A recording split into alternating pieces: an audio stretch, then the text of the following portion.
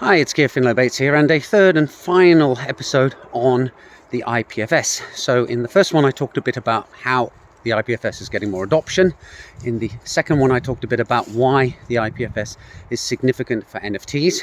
And I just realized that I've just spoken a whole bunch of letters, but hopefully those of you who follow my broadcasts are aware of what those things all stand for. The IPFS is the Interplanetary File System, and NFTs are non-fungible tokens, of course. So today I thought I would talk a bit about a problem that I've been trying to solve. And the problem is this: if you're minting a batch of NFTs, you don't want everybody to be able to see in advance what all those NFTs are, because if you've got a collection of more and less rare tokens, people will just wait until one of the good ones is coming up for sale and snipe it from underneath other people. And that, in some sense, feels unfair. It's like allowing certain people to look inside collectible card packs, the ones that are in silver foil, to hide the fact that there may or may not be a very rare collectible card in it. Now, it wouldn't be fair if some people can go in the shop and use X-ray vision to look in the packs and pick all the good ones, while other ordinary mortals just have to make do with the rest.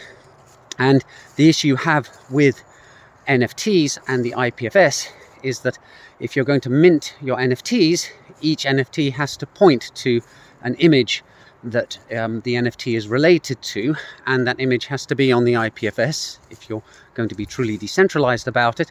And as soon as it's on the IPFS, then anybody can see it. So you're giving anybody with the skills and know-how the ability to do that X-ray investigation of your collection of collectibles. So how can you get around this? Well, you can pre-compute what the address of each image or what the address of each metadata file is going to be, and then not publish that on the IPFS until the token is minted. So that's a kind of reveal in the NFT world.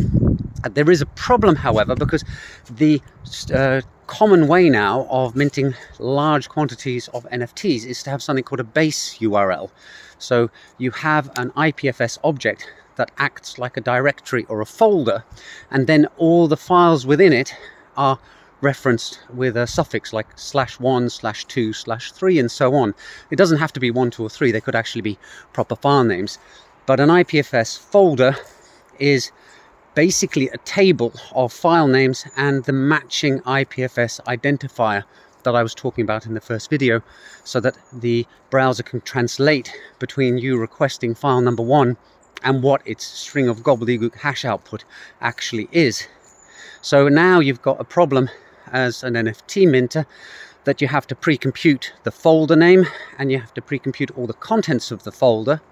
And I've not found a way of publishing just the folder without also providing all the files within it. Now, there's one company out there, Pinata, who provide a service that does this. They call it submarining, because what you're doing is you're publishing things on a hidden corner of the IPFS. They're running their own private IPFS server effectively, and then as you want to reveal stuff, it gets moved from their private servers into the public IPFS service, and then it becomes visible. It should technically be possible to do this yourself and not have to pay $20 a month to Pinata in order to get this service, but I spent a weekend struggling with it and I can't solve it. But who knows, maybe in the future I will. Anyway, I realize this has probably gone a bit technical, but the gist of it is that we have a problem in the NFT world in that doing reveals of files using a decentralized file system is a lot more trickier than you would first think. But then again, I guess lots of things were tricky in the early days. If you go back to the beginning of the web, there were all sorts of problems that had to be overcome with what we now consider just plain vanilla ordinary HTML. So I guess the future will catch up and make this stuff a lot easier. Anyway, that's the final episode about the Interplanetary File System and NFTs and how they're related. I hope you found it interesting and that at least some part of it was understandable, and I'll see you all in the next episode soon. Bye for now.